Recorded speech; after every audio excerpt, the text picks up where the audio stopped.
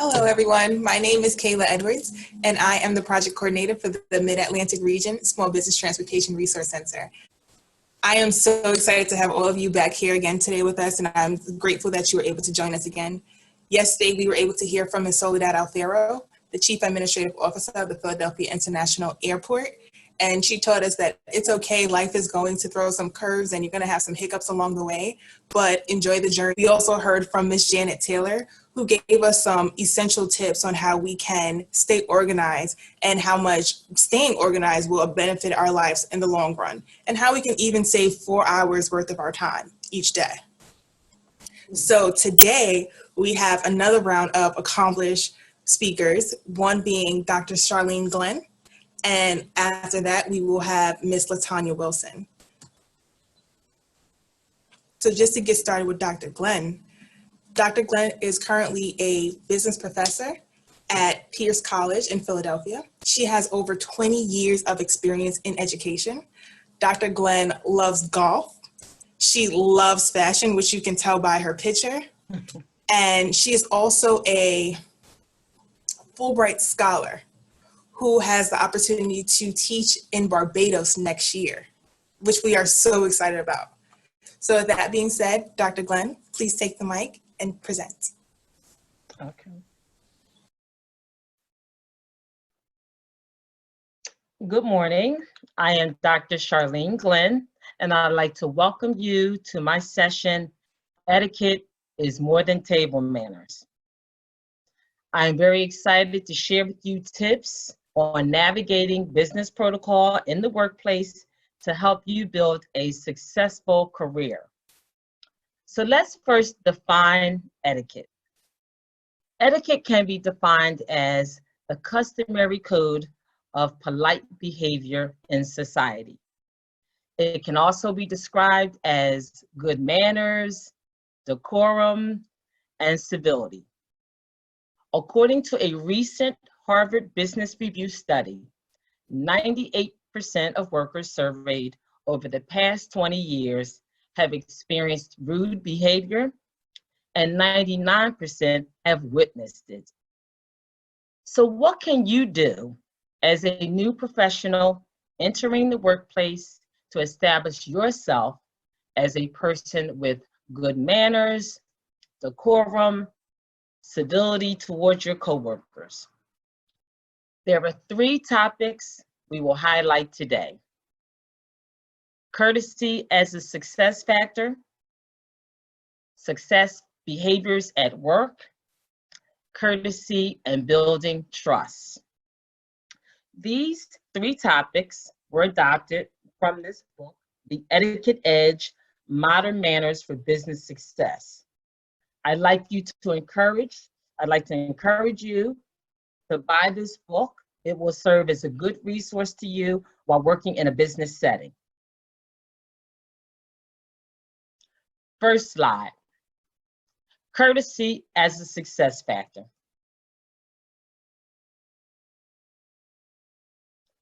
Credibility, a healthy balance of character and competence. Develop your credibility is built on you doing what you say you were going to do. People evaluate you based on your follow through and can they rely on you to get things done.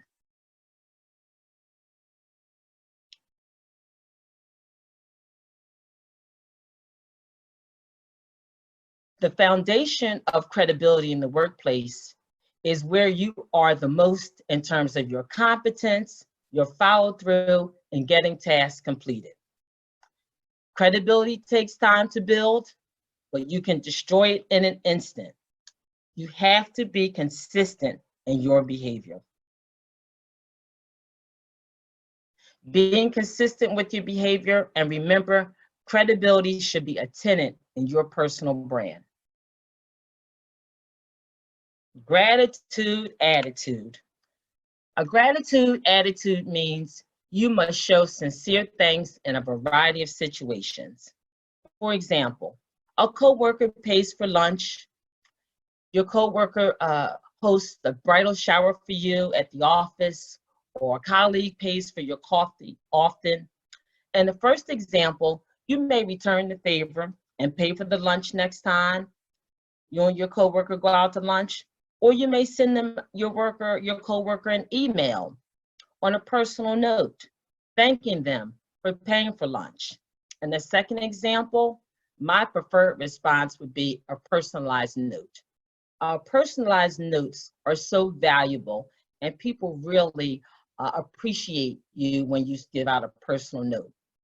I know email is a fast way to thank someone, but it's always better to put things in a personalized note if you can. Make the investment in a box of thank you cards, because expressions of gratitude will help you to build positive and long-lasting relationships in the work environment. Our next topic, smartphone use. Now this is a hot topic, smartphone use. Have you watched a coworker use their smartphone during a meeting, texting, searching for information, or checking social media? This is the most rude and unprofessional behavior you can do in a meeting. Conducting this type of behavior does not show respect. Matter of fact, it's disrespect. And it does not show your interest in the meeting, agenda, topics, or show that you're committed to the department goals and objectives. I do not want you to be that person. Exhibit good manners and be the employee who is smart with their phone use. Second slide. Success behaviors at work. Creating a good impression at a new job. Starting a new job can be exciting and daunting at the same time. Hopefully, you have thoroughly researched the company, familiar with their mission and goals, met some of your coworkers during the interview process. So creating a good impression should be your first priority, because you only have one chance to do this, just one chance. So how do you do that? First, come in with a humble attitude and be willing to learn. Try not to compare this job or company with a previous company. Start with an open mind. Second, take the initiative to meet your coworkers. It is important you make the outreach to be friendly, because you're entering a new environment. This will show your genuine interest in your coworkers and wanting to be a part of the team. Avoid instant relationships. It is best to watch and learn and not get connected to just one person in the beginning. Third, establish yourself as a team player who is willing to help your coworkers if they're overwhelmed with the task. A coworker might be more inclined to help you in the future if needed, if you extend that helping hand. Fourth, ask questions and solicit feedback from your immediate supervisor. You want to find out how you're doing, what you can learn to do your job better. Be open to learning and listening. Having extremely good listening skills will position you as a person interested in gaining new knowledge. So listening skills are key. They're so key. Email etiquette. Here's another one of these hot topics. Email has become the prominent form of communication in the workplace. It is fast, it's easy to reach many people at the same time and keep coworkers and managers informed and kept in a loop about various issues. But sending an email can present some communication challenges. For example, it can be written poorly, with inappropriate tone. It can misinform individuals and cause problems in the workplace.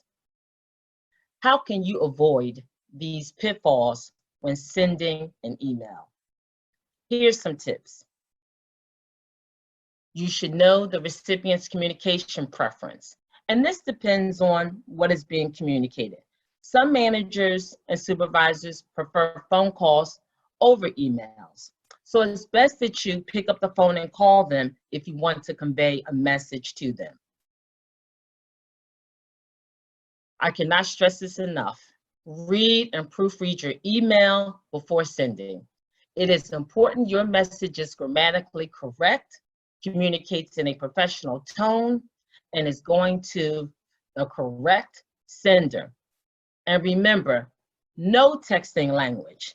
Texting language has no place in an email. Use the same courtesy you would in a face-to-face conversation or a formal letter. Greet the intended receiver. Be thoughtful in your message. Say good morning. I hope you are well. Have a nice weekend. Or thank you. If you're emailing someone for the first time, it's best to use more courtesy titles. For example, address your email, Mr. Brown or Ms. Taylor. If the sender wants you to call him or her by their first name, they will sign the email with their first name. Keep your email short and no more than a full screen if the message exceeds that whole full screen. You don't want to do that. If it does, it's best to attach a document to the email. You do not want your email to go into I'll read this later category. So it's important to keep it short and concise. Reply, this is one of my pet peeves. Reply to an email in a timely manner. A best practice is to respond within 24 hours. If you're unable to address the content in the email, reply to the sender and acknowledge you received the message and state when you will respond. That's excellent email etiquette. Next topic, leaving a job gracefully. Employees leave jobs for a variety of reasons. Either they found another job or downsized due to a company restructuring, or they were fired. Leaving a job involves many feelings of separation or loss, no matter how it has come about. It is critical you keep your emotions under control. If you found another job, leave with poise. Submit a formal resignation letter that is unemotional and factual only. Please remember to thank the employer for the opportunity to work at the company. Do not boast about the new position to your coworkers. Some companies, based on their policy, may escort you from the building, while other companies may want you to stay to help you with the transition of your new staff member.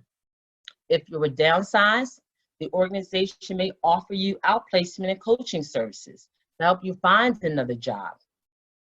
Do not get on social media and bash the company or speak negatively in your exit interview, because many times organizations may bring employees back if their financial position turns around.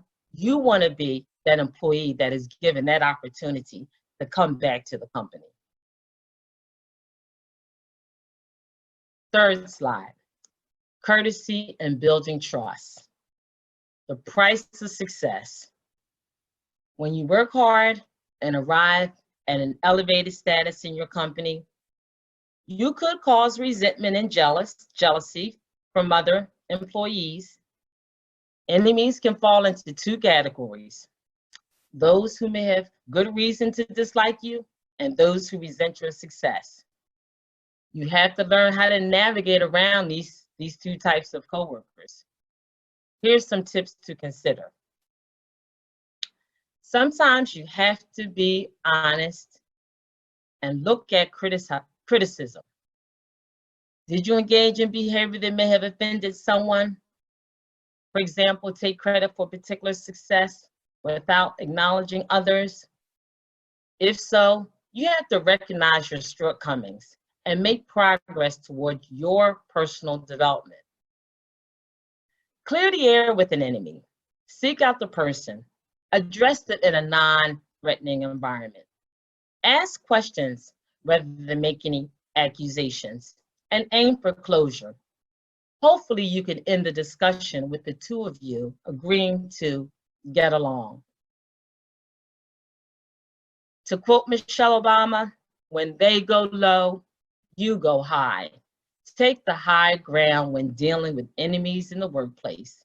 It is better to avoid temptation to retaliate because most oftentimes verbal assaults will backfire on individuals in the long run. Next point, complain with a purpose. Complaints, if given properly, can really be constructive. For example, you're on a committee with 4 coworkers and 2 of your team members have not met the deadlines for submitting their work. However, when they do submit their portion of the work, it happens to be of high quality. Do you complain to their supervisors or do you take the complaints to them directly? In this situation, it's better to come up with a solution than to just complain about your coworkers. Consider some options. Reiterate the need to meet the deadlines so the project can be finalized. Break the team up into 2 separate teams where each team must report their progress to their respective supervisor. Or you may even consider rotating team members to allow everyone to work with each other. The point of this scenario is to show it is always best to bring solutions to your supervisor versus problems. Most supervisors want to see that their employees can solve problems independently because they have enough on their plate as is. So they want to see that you can handle some problems and handle them on your own. Last, this is so important, and I want to really hone in on this point: how to create and maintain your personal brand. Your behavior will dictate how you maintain your personal brand. So let's go back and review some of the ideas I mentioned earlier. First, your personal brand must be built on being credible and competent in the workplace. Do what you say you are going to do and strive to produce the highest results in your work product. With this type of behavior, your colleagues will respect you and know you are someone they can count on. Your personal brand must also be built on you being humble, grateful. No one likes to work with someone who is cocky or know-it-all. Always keep an open mind and be willing to learn and grow from your mistakes. Your personal brand must also be built on you being able to work independently and to serve on a work team when required. This shows you can get along with your coworkers and work with your coworkers to meet the department goals and objectives. Your personal brand must be built on good communication skills, both oral and written. Individuals with good communication skills are generally rewarded with opportunities to move up within an organization. So when you're writing emails, writing reports, or just completing documents, it is important your work has no grammar errors, punctuation, sentence structure errors. Please proofread your emails, proofread your written work, or have another coworker review it. Every document that goes out under your name or signature is a reflection of you and your personal brand. Guard your personal brand because it is what makes you stand out from the rest of your coworkers. This concludes my session. I would like to thank you for giving me the opportunity to share with you my session on etiquette is more than table manners.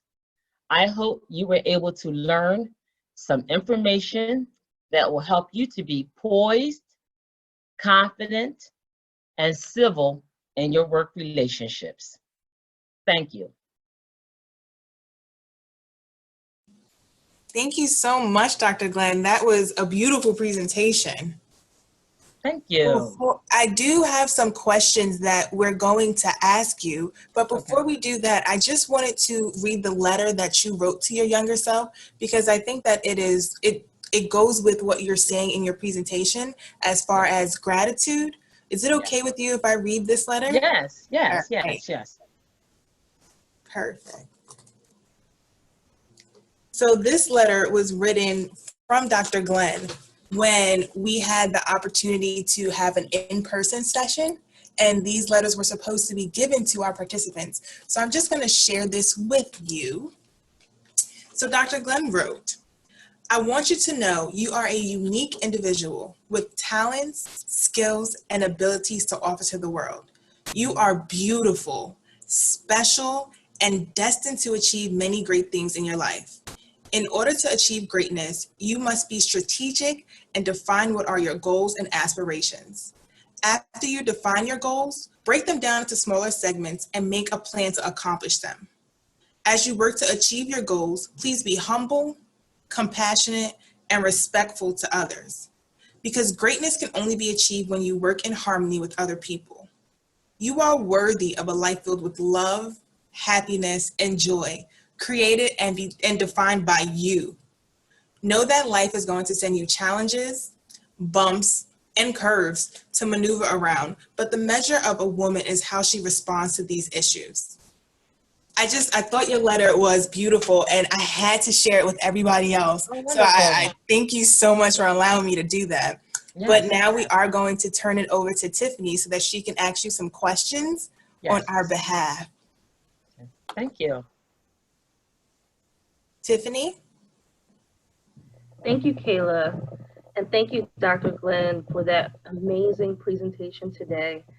We do have some questions from the audience. Before I jump into the questions from the audience, I would love to piggyback off of something that Kayla mentioned earlier in the presentation. Yes. Your biographical sketch. She stated that you are a Fulbright scholar.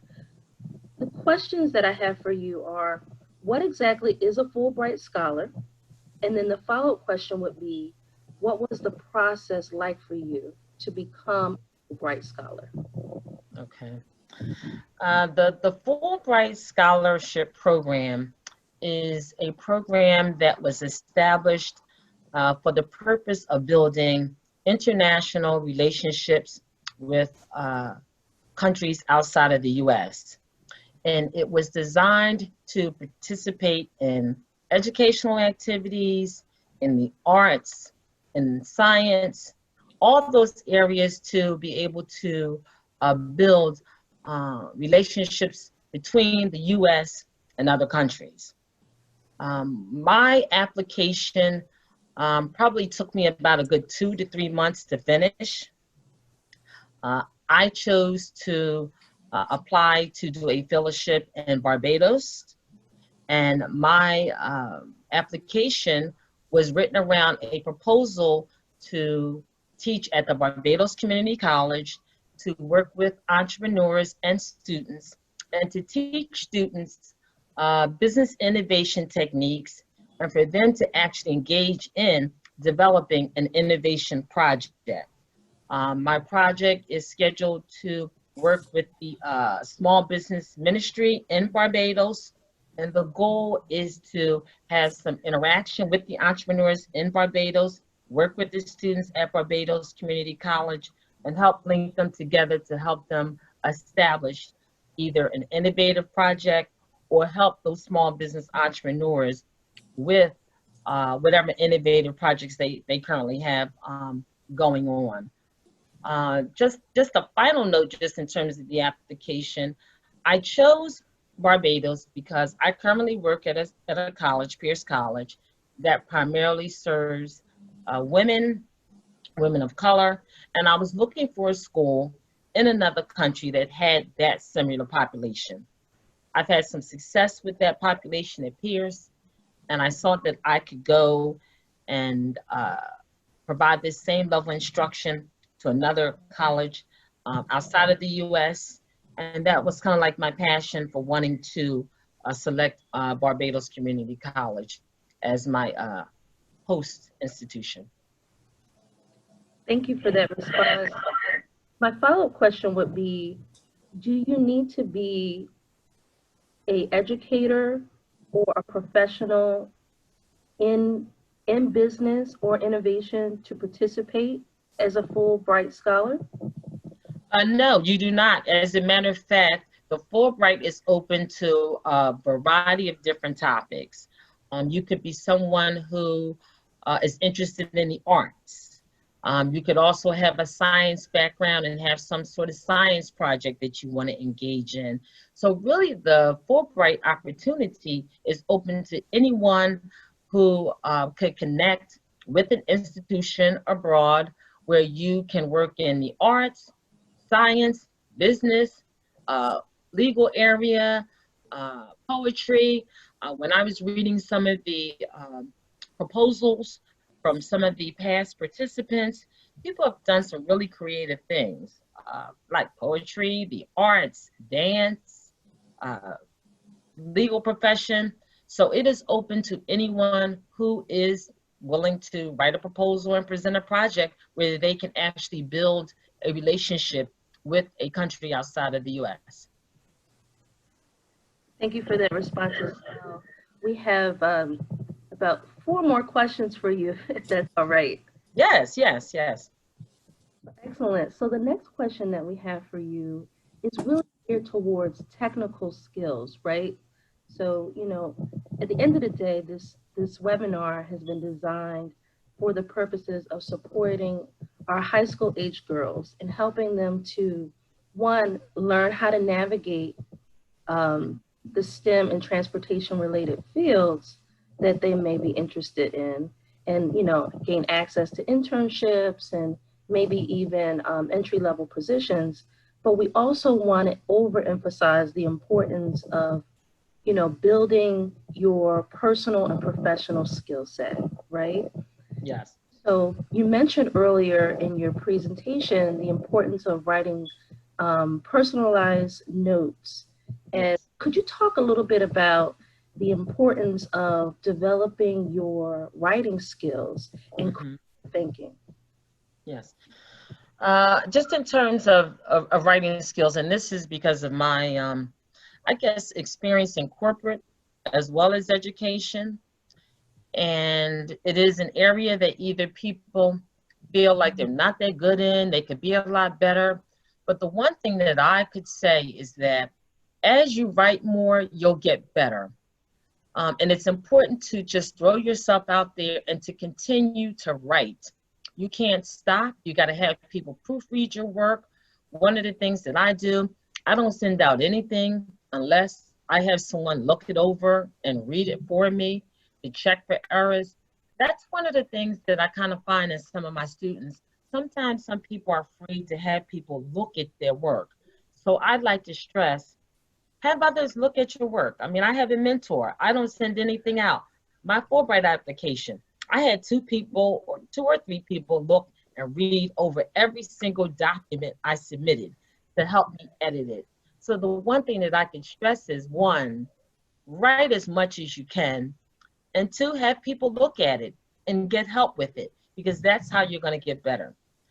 Writing personalized notes, I can't say that that is just special. We don't get enough written notes from people today. People will send you a text, they'll send you an email, but I'll tell you, a personalized thank you note goes a long way. And I'd like to just say, I do it all the time. If there's someone in my office who may work on a project with me, I thought they did a phenomenal job, I am someone that will send them a thank you note. If I could get them some flowers, I will too. But it really helps to build some good rapport and good relationships with your coworkers. And I think it's the best thing. It really says a lot. And when I call on people to handle some things for me, they are engaged and want to do that because they know that I have expressed my gratitude in terms of them working with me. So yes, everybody invest in a box of thank you cards. I think that's wonderful advice, which takes me to my my second of the 4th questions. Is there was a question that came directly from our audience here that says, what are some tips for professional etiquette that you can use while working from home? Or working from home? I like that. This is a good question. Well, I'll say this. If you're involved in any Zoom meetings, it is important that either you have a blank background or you have a background that looks professional like mine. It has books. It doesn't have anything that's inappropriate. So it's important that if you're going to be on any Zoom calls, that your background is professional or just plain. Secondly, I think it's important that you treat working from home, if you're in any office meetings in Zoom, you should get up and get dressed professional as if you're going to the office. You don't want to be in a Zoom meeting with just, you know, a shirt that you thrown on, look like you just woke up. It's important that you dress and get ready as if you're going into the office. And that's something that I have to say, I've been working from home for a number of years, but I feel good when I get up, get dressed, and, you know, get on my computer and start to work, because it makes me feel like I'm going into the office. And that's something that I follow myself.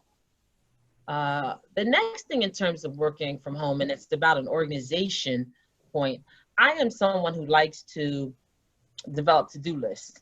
And I have a to-do list that really kind of keeps me on schedule with what I have to do on a weekly basis, and I have it broken down in terms of days. But that really helps me manage my work on a day-to-day basis while working from home. It really helps me keep the task, and it really does help me to stay focused on my accomplishments, and I really like it to help me manage my day. Lastly, one of the things that I do is I set a time schedule, because sometimes I'm just so excited, I'm so passionate about what I'm doing, that I could be working till 7, 8 o'clock at night, and that's not good. So I try to set a time every day that I'm going to end, and then I'm going to have my dinner, and then I'm going to relax.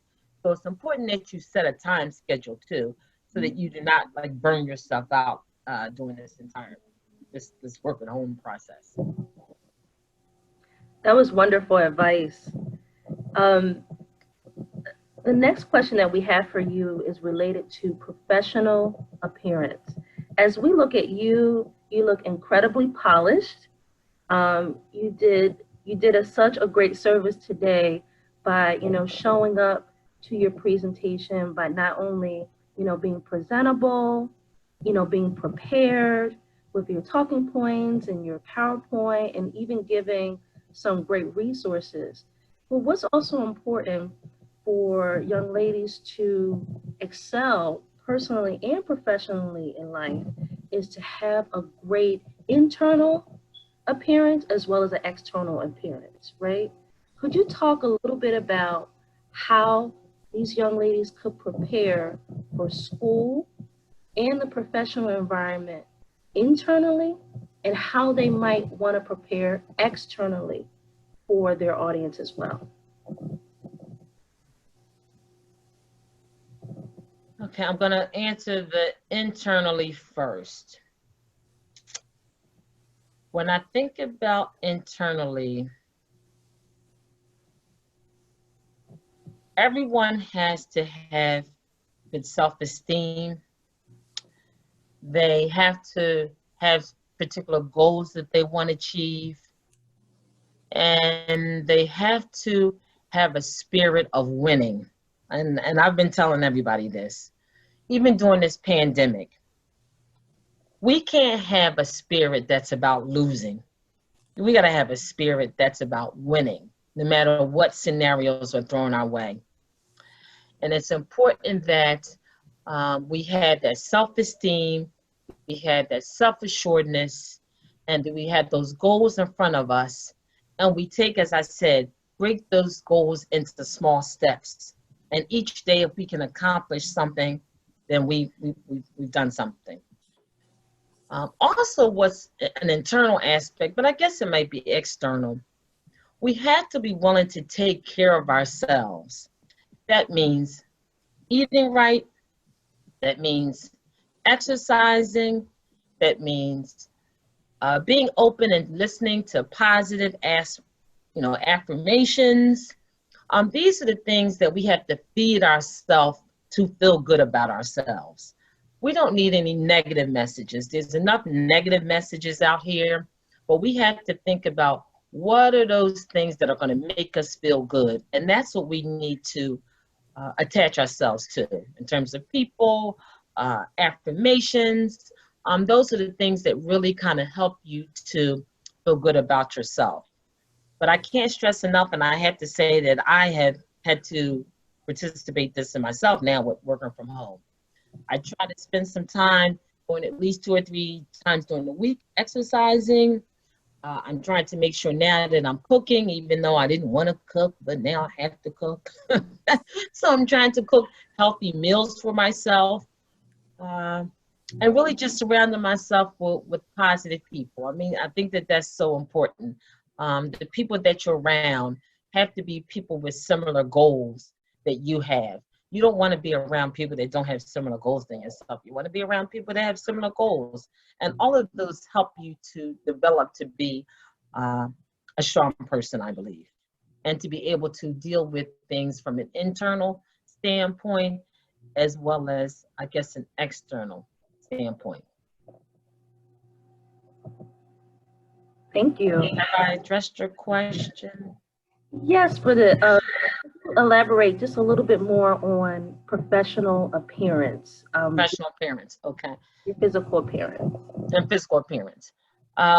One of the things that I always stress is that you have to wear clothing that fits your body. We all have different body shapes, and we have to recognize that whatever we put on our body, it has to fit us. And sometimes we can't wear everything. I mean, I might be a size 5 or 6, but there's some things that I won't wear that I don't think looks appropriate on me. So it is important that you wear professional attire that fits your body appropriately. Secondly, and I know this is a sensitive subject, but it's one I gotta point out too. We have to wear the proper undergarments. The proper undergarments are required in certain attire that we wear. If it means you have to wear a spank or control stockings, all of these things help to create an image when somebody looks at you in terms of being together. So undergarments are critical. Control stockings, spank, whatever undergarments that are going to make your appearance look professional, it's important that you engage in that. Secondly, we have to wear, or thirdly, we have to wear makeup that is appropriate for the office. Not every makeup we wear is appropriate for the office. We can't necessarily wear light red eyeshadow. We can't wear yellow nails. We have to make sure that our appearance is conservative and that it is business-like.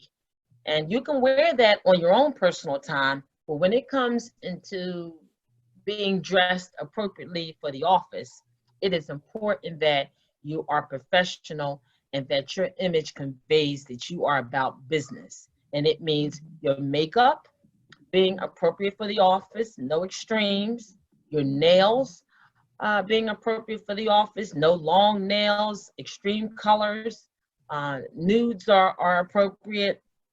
And those are the areas where people do pay attention to. And I have to share this story, and this story is a true story. A personal friend told me early on in her career, she would go to the office, she would wear appropriate dresses and skirts, but one of the things that she did not do was she didn't shave her legs. And her legs were very hairy. Her supervisor pulled her to the office one day and said, you know what? I just want to tell you something that's really gonna, help you professionally. Your hairy legs are presenting a distraction for some of the men in the office. And it's important that you shave your legs so that you can present a professional image. And she said she so appreciated her giving her that advice. She didn't take offense to it. She did that, and it really did make the difference in terms of her relationships with the men in the office.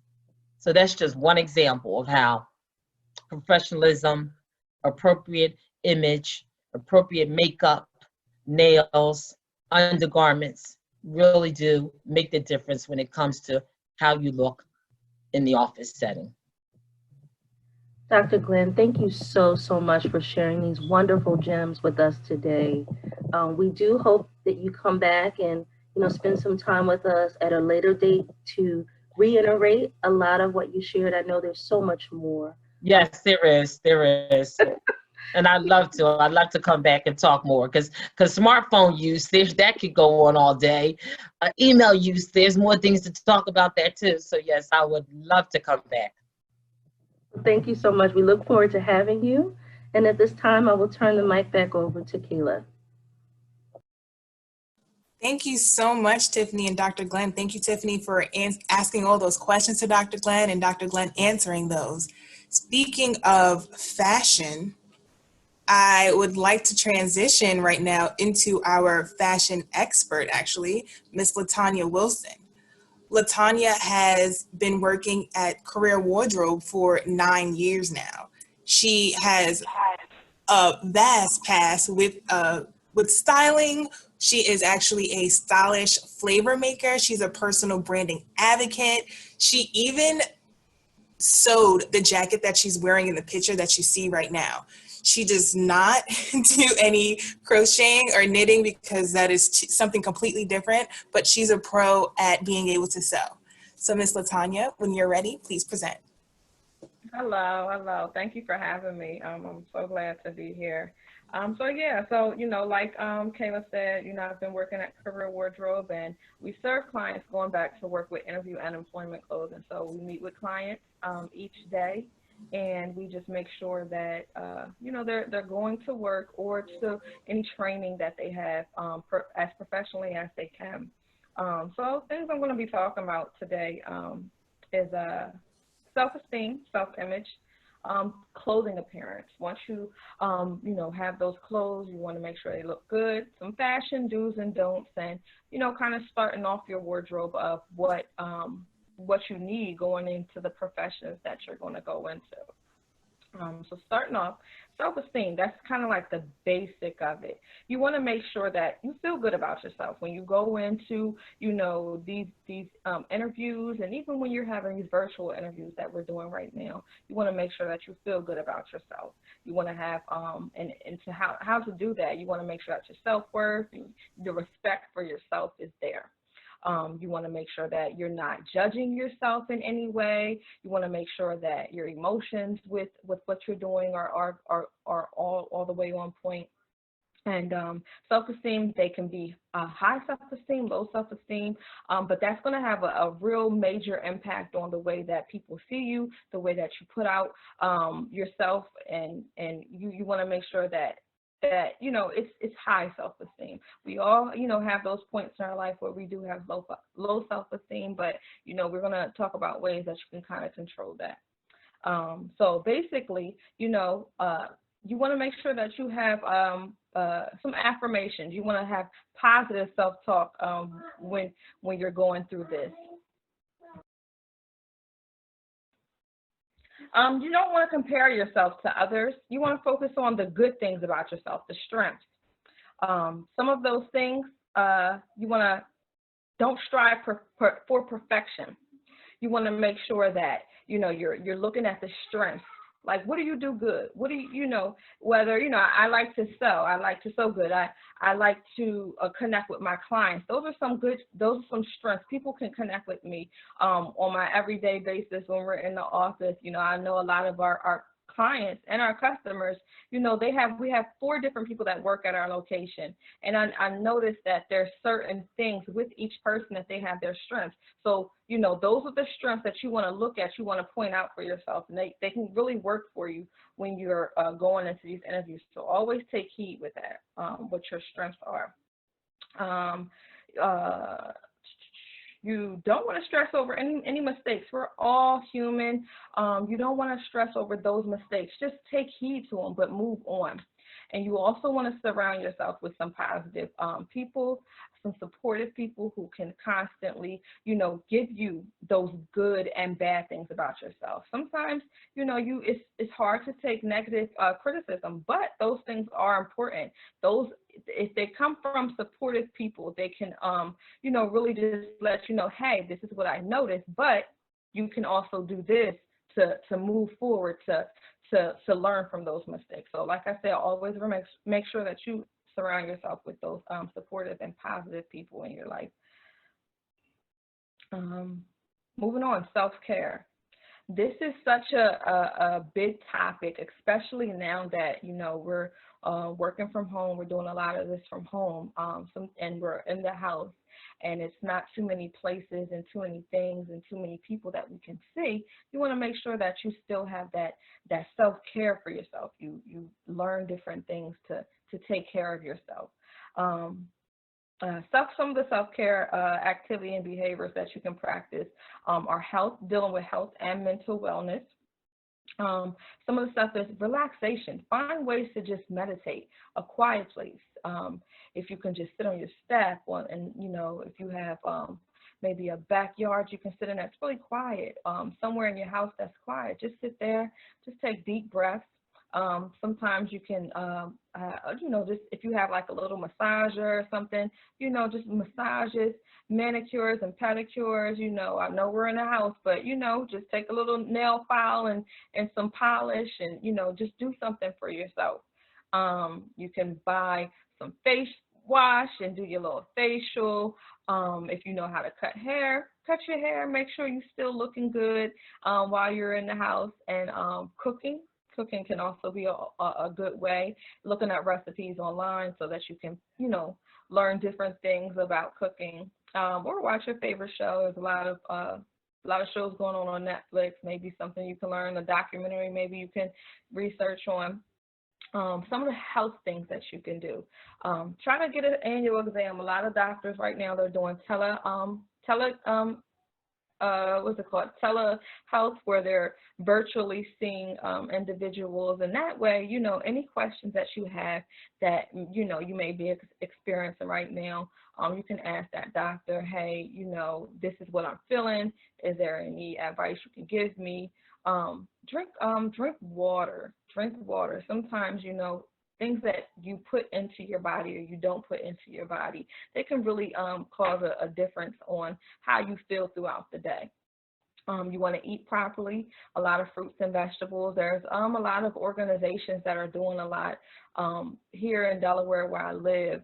Christiana Care, they used to have a fruit stand that you can go to, but now since we're not able to go out anymore, they're actually getting information from the people who used to go to the fruit stands, and they're bringing the fruit and vegetables to your door. So try to eat, an apple or a piece of fruit or vegetable a day. Getting those vitamins in your body can really help.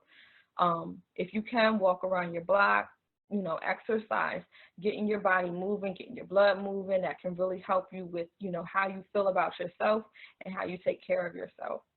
And with all of this, that can help you manage the stress that you may go through. We all have different things that we're going through. So, managing that stress. These are all good things that can help you manage that stress. And any medications or vitamins that your doctor may prescribe to you, taking those medications or those vitamins religiously, can also help you to keep up with your health that you have. Also, some of the self-care behaviors that we can that you can have is, don't be a people pleaser. I mean, everyone has their own ways of doing things. You have your own ways of doing things. As long as you're doing those things respectfully, do not be a people pleaser, wanting to please everyone. Always take heed on your surroundings and how people are, but don't people please. Trust your instincts. Sometimes, like you're looking around and you're seeing, what's going on. Just trust your instincts and take notes on what you see and what you hear and so forth. Don't speak badly about yourself. Again, we all have mistakes. We all do things, not the correct way, but just learn from those mistakes. And we all have dreams, you know. I love to sew, as Kayla said, you know, but I do understand that right now my life is very busy. So me actually taking orders from, you know, from the public, it's going to be really hard for me. I didn't give up on my dreams, but I just know, you know, what I can do right now. And, you know, don't be afraid to say no. You know, if I had to say no with taking orders and, you know, saying, hey, I can sew that skirt for you. You know, sometimes, you know, I just have to tell people, oh, no, not at the moment, but, you know, I'll keep you in mind. And, you know, with that, that's being kind to myself. That's not overdoing what I can't do at the moment. So I'm just, you know, I'm just being nice to myself. And, you know, if I was to take on that added stress, that will go beyond the self-care ritual that I have for myself. So at this time, you know, I just tell people, oh, no, you know, not at this time, but, you know, I do so. And let go of what you can't control. You know, there's a lot of things and that's going on that, you know, we can't control. So we just have to kind of like work with what we're doing right now, and, you know, just look on the positive side of all of this and stay away from drama and negativity.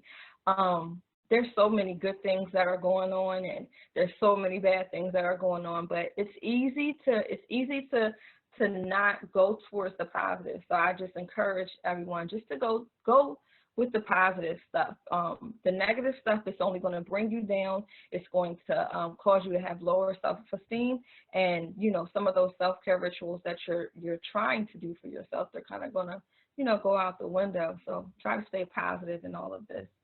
Everything that you do, so that, you know, you can have a brighter side towards everything that you're doing. Go to the next. All right, and starting with the interviews. Now that you've taken care of yourself, you know, you've built up your self-esteem, you know, we want to get into the interviews.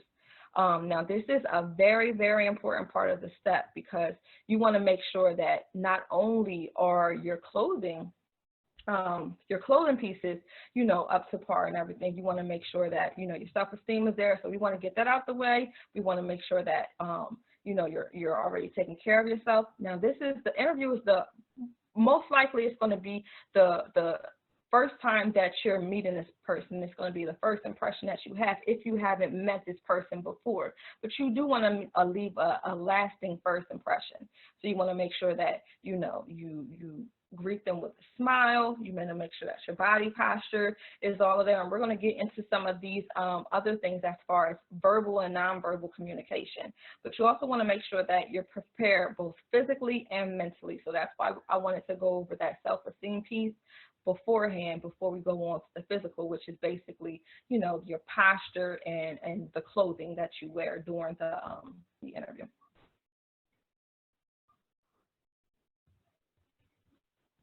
All right, so again, you want to make sure that you have a firm handshake. I know right now we're not doing handshakes because of the pandemic that's going on and the virus going around.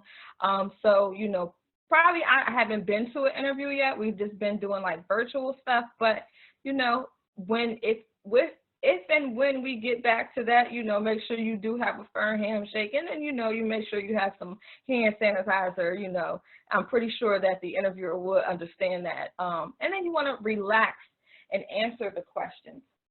You want to make sure that you listen to what the interviewer is saying. Make sure that you understand it. And if you don't understand their question, just ask them to, hey, can you elaborate on your question a little bit more, because you may not have understood it. And be enthusiastic about the job that you're interviewing for. You want to make sure that you've researched that company a little bit, so that you can kind of understand maybe some of the things that they're asking you. If they're asking you maybe specific questions about the job, about the company, and so forth. And always make sure that your body language is appropriate for that interview. You don't want to be in the interview slouching, or maybe gazing out the window, or your arms crossed or anything. You want to make sure that you're showing interest in the interview, making sure that you're showing interest to that interviewer. And then the next piece, proper attire. This is what I do every day for our clients. We want to make sure that we are able to provide them with proper attire. at Career Wardrobe, we're even doing virtual sessions with clients that are interested and who are still going out for interviews. They may be working in the healthcare field or at a grocery store, and we're able to send them clothing. So we want to make sure that they still have the proper attire that they need for any virtual interviews that they're doing, and also going into work. We want to make sure that they have their work clothes. For this interview, you want to make sure that you arrive early. This puts on a great first impression for that interviewer, to let them know that, hey, I'm here, I'm dedicated, and you can depend on me to be on time and even early if you were to hire me. You always want to make sure that you use good manners. Anything that your parents taught you and mentors teach you, use good manners for everyone you meet. It doesn't even have to be an interview. You want to make sure that you're showing the best self that you can. Don't chew gum or don't smoke before going into an interview, and of course, definitely not during the interview. And don't chew gum. You want to make sure that they're not distracted by anything else other than what you're saying. And if you have cell phones, I would encourage you to turn them off. If you can put them on silent, I wouldn't even say a vibrate, because sometimes the vibration of that phone can be heard and it can be a distraction. And make sure you have eye contact. Not any awkward eye contact where you're just staring them down, but with the eye contact, maybe do a head nod and so forth. And it's okay to maybe look up if you have to think about a question, but like I said, not any awkward eye contact, but make sure you do keep eye contact with them, because that is showing them that you're staying engaged.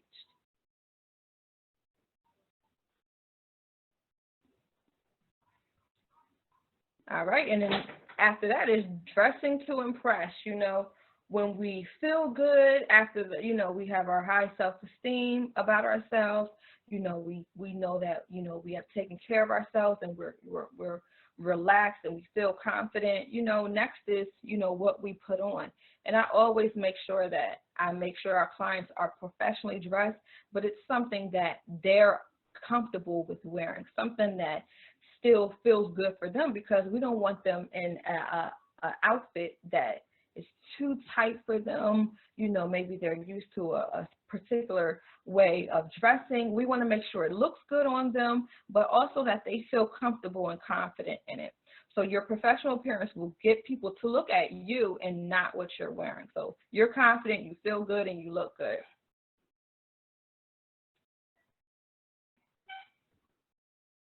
All right, and so professional women wear. Let's start with the skirts and dresses.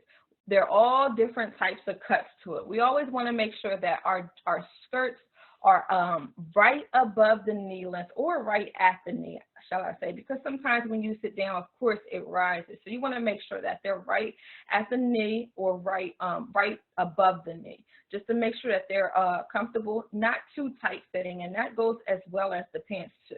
You want to make sure that they're conservative colors, black, maybe a darker red, like a maroon, navy, and gray. I would say those colors. Anything like a royal blue or bright red that may be too much for an interview, and it'll distract the interviewer or of what you're saying. So you just want to kind of stick with some basic colors.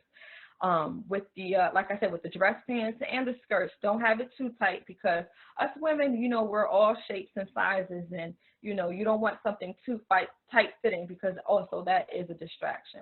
As far as your shirt, I would say try to stick with the button down. It's very professional.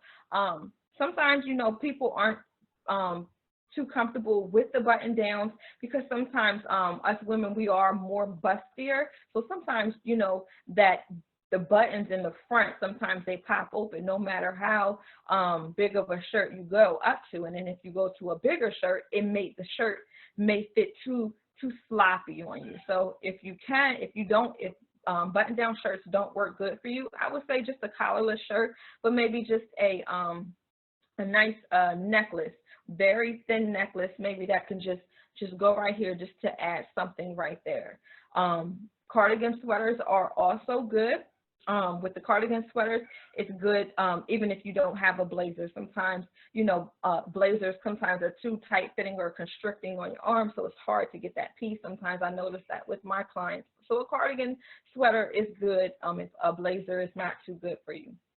If you want to add any color or accessories to your outfit, I would say, like I said, a small earring, nothing too big.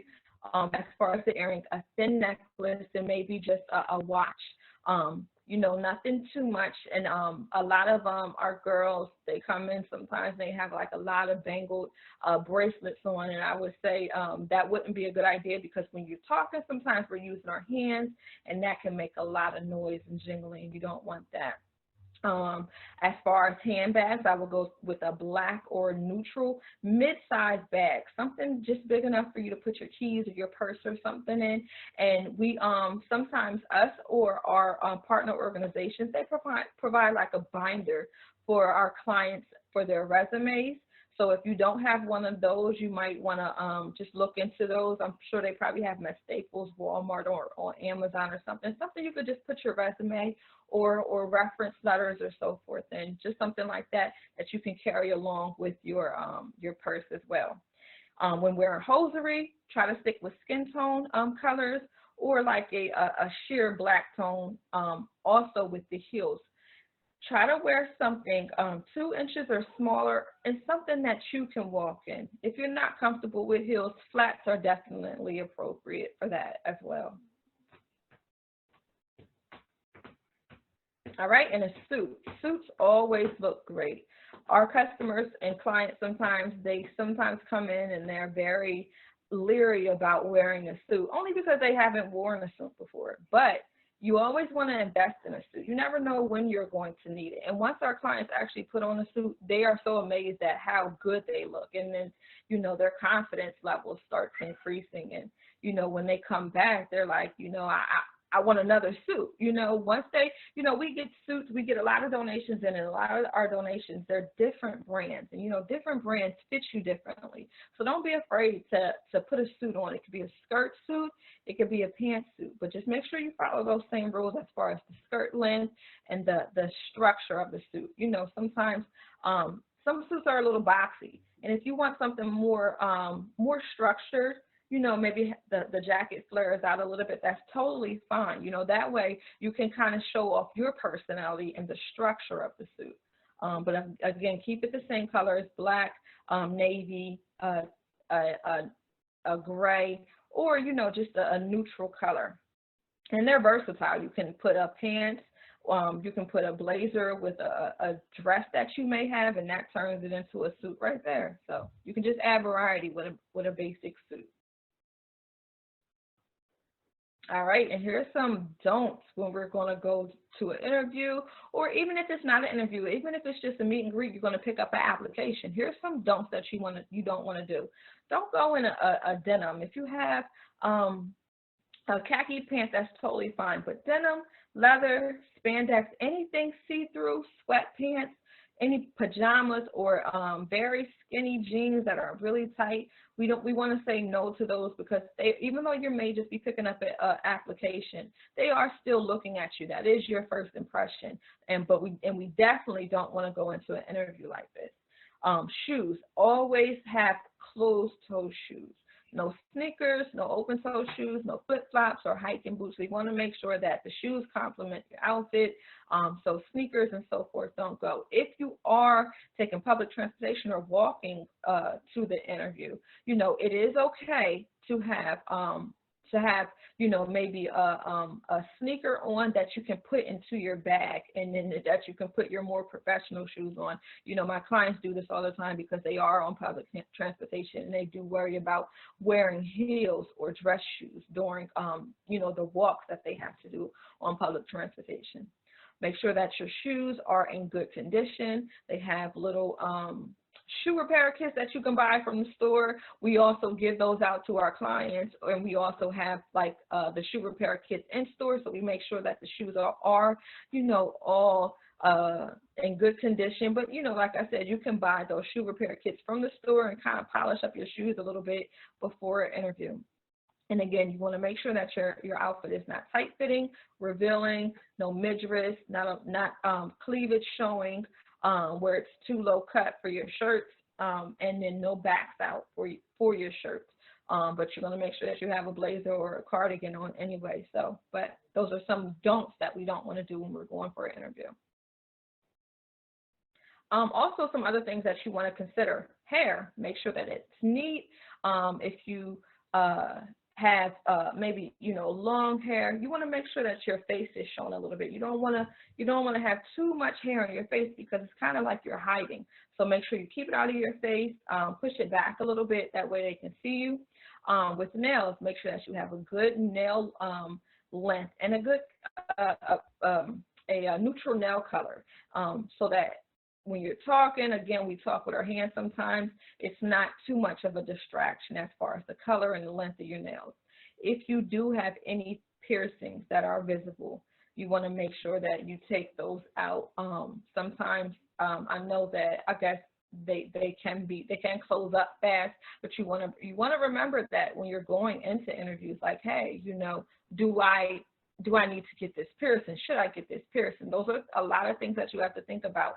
So if they close up, you may just have to reinvest to open it back up at a later time when it's appropriate to have those, because again, we have our own style, we have our own likes and so forth, but you do have to remember that, you want to put on that professional face wherever you go, especially for interviews. Any tattoos that you have, if they are maybe on your neck, you do want to make sure that you wear a collared shirt. If you have any tattoos on your wrists or your arms, you want to make sure you wear long sleeves, or you wear a bracelet or a watch that can cover that. Not anything too big or too clunky that will be distracting or anything, but I'm pretty sure a watch should cover that, anything that you have on your wrist. And make sure that your makeup is light. Make sure that it's complementing to what you're wearing, and make sure it's just not too much where it's bright colors, it's too much blush or anything. Just make sure you have it light and natural as far as your makeup is concerned.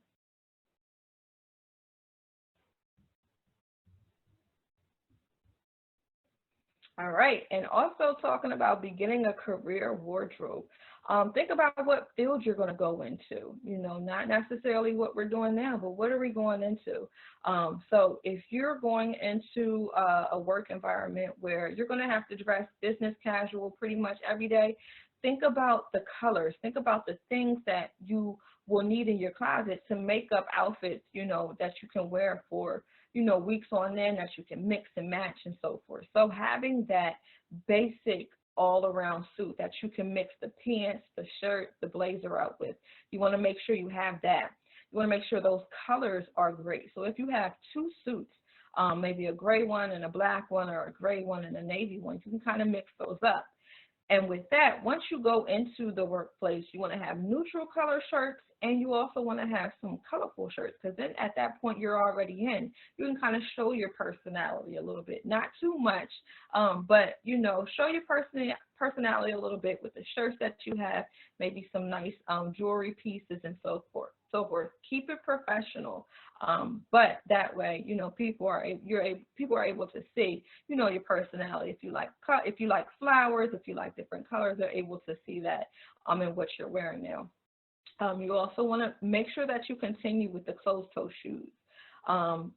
Flip-flops and sandals, they are appropriate for the work office place, and that's pretty much anywhere that you work. If you work, in the office setting, if you work in a grocery store or a retail store, you'll pretty much hear no open-toe shoes, no sandals, and so forth. In those areas, is mainly because of safety, but it is also the professionalism as well. You also want to make sure that your skirts continue to stay at that length. You don't want them too short and too revealing, because that will become distractions. And other employees may have an issue with that, and even your boss may have an issue with that. So these are some pieces that you can having your wardrobe collection. That way each day it's not, you're waking up in the morning, I have nothing to wear, but you have these pieces, you can mismatch them, and also, when you are buying new pieces, these are things that you can look at so that you say, hey, I have this at home, and I have, I can get this great piece to go along with that. So this is kind of like your starter pieces right here. That way, it's easy to match things up when you're out shopping. All right, and just to end it off, I always want to say, just present yourself the best that you can. You are your brand, so you want to make sure that you're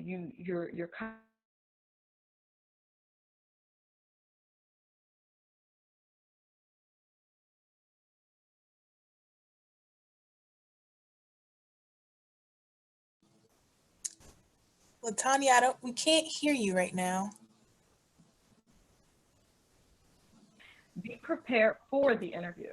You want to make sure that you want to make sure that they know, they can know about you with your answers, and also that about that company. If you really want this job, why do you want this job? Why should we hire you? Again, like I said, research that company so make sure that you're dressing appropriate, you dress the part of that company. You can look up people on LinkedIn and kind of see, okay, these people work there, this is kind of how they dress. So that way you can get an idea of what you need to wear going into the interview. And like I said, bring copies of your resume and your references, and like a binder that it can fit in along with your purse.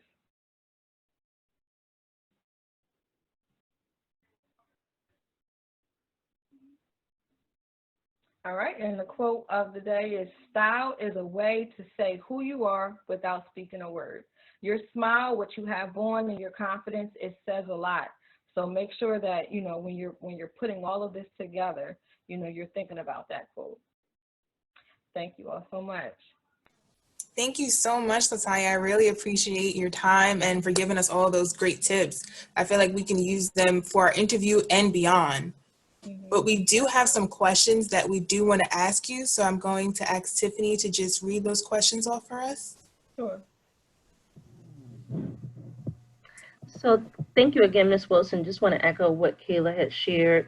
We're really excited to have you participate in our virtual summit today. Did you drop some really great gems for us? You also helped us to understand how we can utilize your expertise as well as the career wardrobe's expertise as we continue to build our professional wardrobe and professionalism. And, I would just love to ask a couple of questions. So our first question would be, what inspired you to pursue a career in fashion to begin with? So, what inspired me is actually, I was looking for a job. I just moved back from Charlotte, North Carolina, to Delaware, and I was looking for a job, and it was an individual, he was stating this job that he used to have, working with individuals, getting clothing for work. So, I'm like, okay, well, I'm into clothes. This job seems open, so let me go apply. So, it kind of worked out, and I actually started part-time. It worked out very well.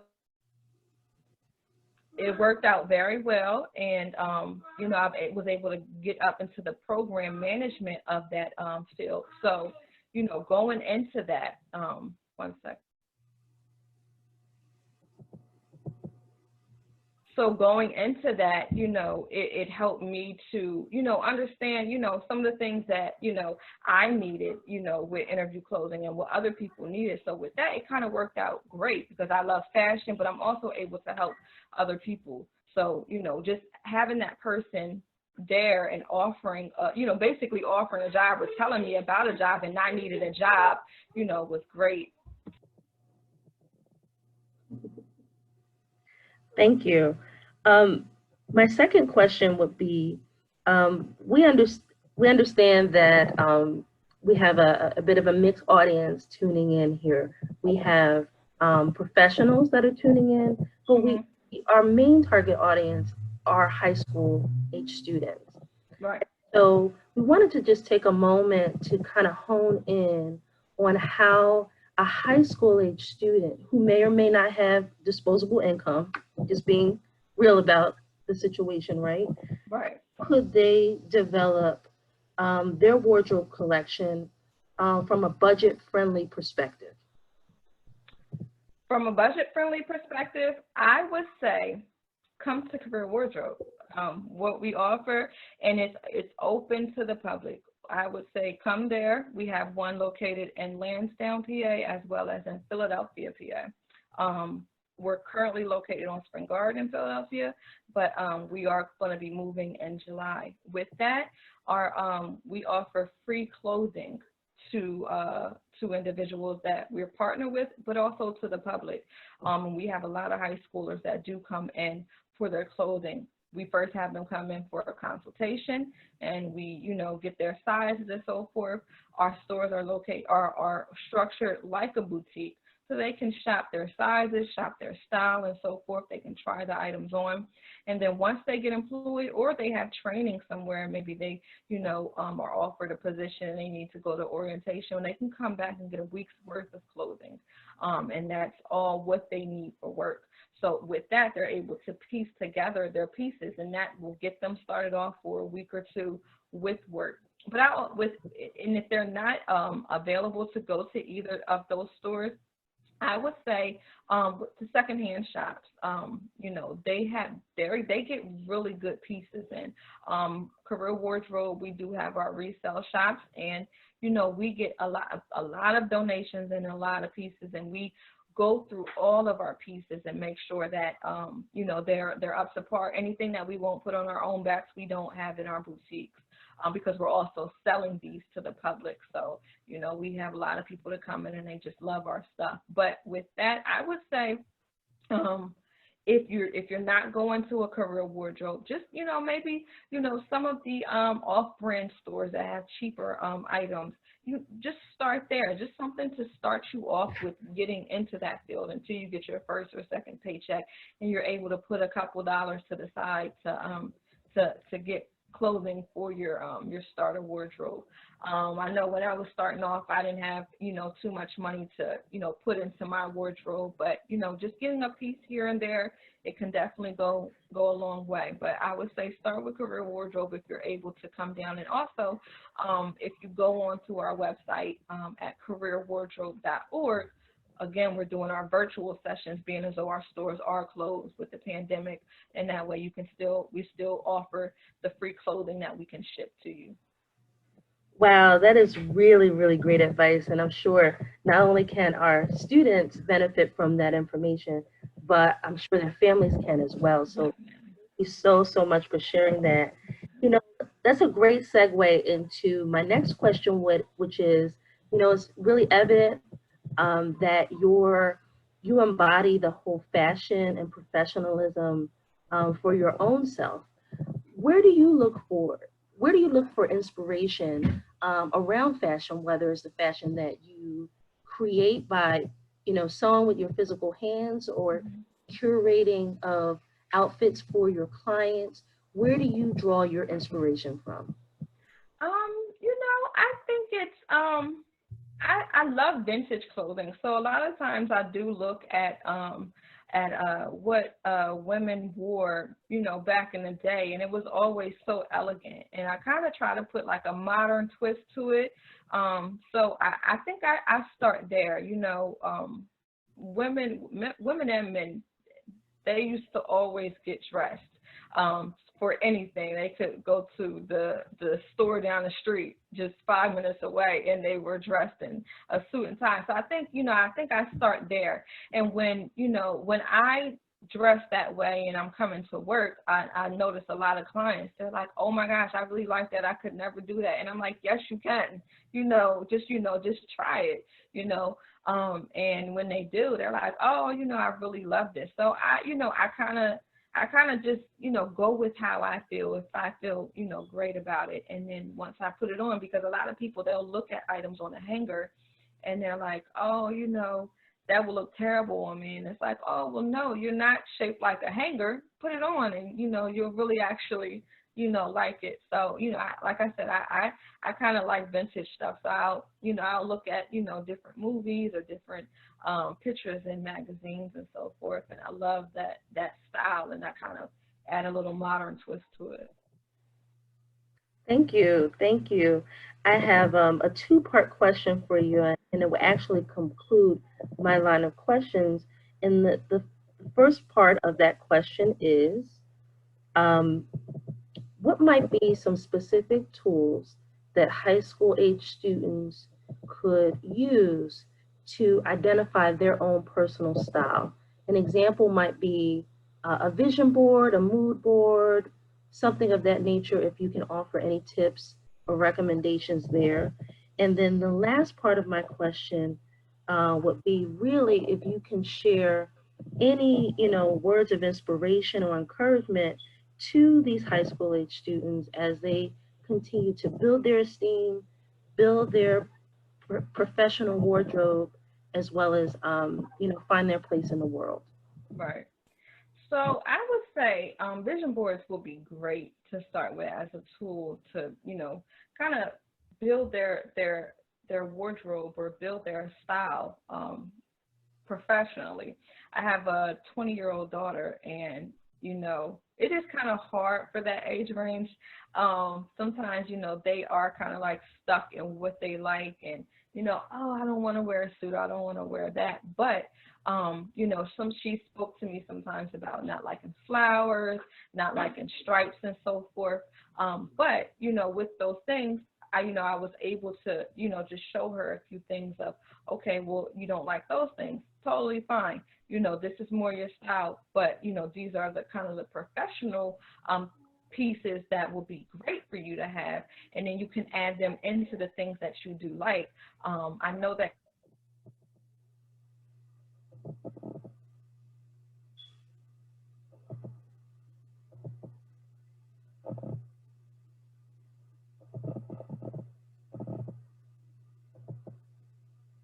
bottom of the top, and that's kind of adding into her style, but then also keeping it professional. And with that, those are some things that she can, that young ladies and men can put into their vision board, some things that they like, but then also pieces that they thought they probably would never wear, but then kind of collaborating it together and see how it can work. So those are, I think the vision board would be great. That way they can visually see what they like, and not be distracted by all the things that, that they don't like, because that is, well, some of the young people do say, oh, I don't like this, I don't like that. But okay, well, that's fine. Let's focus on what we do like. And some of the things that, as far as some advice that I can give them as far as finding their style and, making sure that it still, speaks to other people professionally. I would say, keep that in mind. Stay true to you, but then also, make sure that you have mirrors in your house. Make sure that you always look in the mirror and you always, positively critique yourself. Look at certain things. And just like the speaker before had mentioned, make sure that you ask someone, not just about proofreading, but hey, how does my outfit speak to you? Especially people that you are comfortable with, maybe a sister, your mother, or aunt or so forth. Ask them, how does this outfit speak to you? And which ways can I tweak it a little bit so that it can still be professional, but still true to myself. So I would always say, stay true to yourself when it comes to your clothing. I know I like to stay true to myself, but I do know that my clothing is very lavish. And, sometimes it just sits in the closet because it's so lavish and I don't have anywhere to wear it to. But, there are times that, I can sprinkle in a little bit of what I have. And, you always want to make sure that you're able to do that. And people really recognize that. People, recognize, oh, she's able to do this. She's very professional, because when you put in, a little bit of your resume and your references and your skills and so forth, all of that comes together and people are able to see you and they're able to respect that a lot. Wow, Ms. Wilson, thank you so much. I mean, we are incredibly inspired And just a special thank you to you for taking time out of your day to participate in today's webinar. Definitely. As was mentioned with the speaker prior to you, a lot of great gems that you have shared. So we do hope that you will continue this partnership with us, both you and Career Wardrobe, and participate in some other sessions that we may have. Definitely. I'm so happy that I was able to be here. Wonderful. So with that, I will turn the mic back over to Kayla. Perfect. Thank you so much, Tiffany. I really appreciate all those questions from the audience. They gave us a lot of insight onto what we can do and just a lot of advice. So thank you for that, LaTanya. I'm actually going to hand it to Latia Hayes so that she can begin our closeout for the day.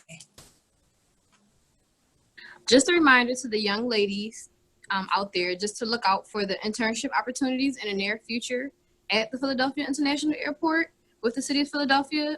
You can visit the phila.gov website to apply. I would like to say thank you to the Enterprise Center and especially you, Kayla, and Miss Tiffany Spurgins-Payne with this collaboration. This was definitely awesome, something positive right now in this time. I greatly appreciate it. Kayla, you're the best. Thank you to our CEO, Shelly Cameron, the chiefs, the deputies of the Philadelphia International Airport, my human resource deputy director of the human resource, Delisha Wilds. Thank you so much for this opportunity. Thank you to my training and development team, my supervisor, Yerlis Latigua. She's awesome. She's the best. Thank you for your support with this. Thank you to our keynote speaker yesterday, my CAO, Soledad Alfaro, and the special guest yesterday, Janet Taylor, Dr. Glenn today, Latoya Wilson, just for sharing and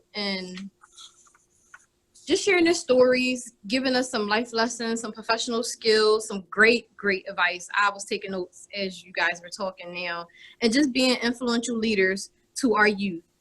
And lastly, I want to thank all the ladies out there watching, and just to know that we were once in your shoes. And I hope that you were able to catch some gems, as we've been saying throughout the presentation, and that you were able to apply this to your life and basically about it's about professional development. And even with myself, you know, even in my career, I can always take some things and advance myself. Please stay healthy during this COVID-19 pandemic by wearing a mask and practicing social distancing. And please be safe. Thank you, Kayla. Thank you, Latia. Yes, please continue to be safe. We want to flatten the curve and get rid of this pandemic so that we can go outside. But for right now, just continue to stay inside, continue washing your hands, and practicing social distancing. I would also just like to encourage all of our young ladies to continue to pursue careers within STEM and transportation, so science, technology, engineering, mathematics, and transportation. We know that you can do it. We're rooting for you. We're counting on you. If you need any support, if you have any questions, we're here for you. Please feel free to reach out to us. You can always contact us, and our the websites that you can go to are www.transportation.gov/OSDBU/women and girls, or you can go to www.theenterprisecenter.com. I just also want to take this time to thank our partner, the Philadelphia International Airport. I would also love to thank the Enterprise Center and MBDA just for all of your support during this time and for helping us put together this program. To all of our speakers out here, I am so grateful for you because you truly inspired our young ladies and reminded them that they are remarkably brilliant and focused. They are beyond exceptionally capable. They're actively achieving greatness. As Miss LaTanya Wilson said today, they are going to be dressed for success, and they now have those tools and those skills to be dressed for success in the future. And beyond all that, you ladies are young, gifted, and talented. So with that being said, you are ready. We are so proud of you. We're rooting for you. Thank you so much for tuning in. Have a great day.